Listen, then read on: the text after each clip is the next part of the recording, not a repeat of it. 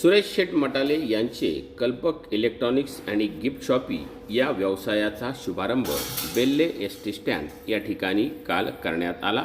यावेळी मोठ्या प्रमाणात नागरिक उपस्थित होते। फीत कापून या दुकानाचे उद्घाटन करण्यात आले। वनस्पतय शांती ब्रह्म शांती सर्वगुण शांती सामा शांती रे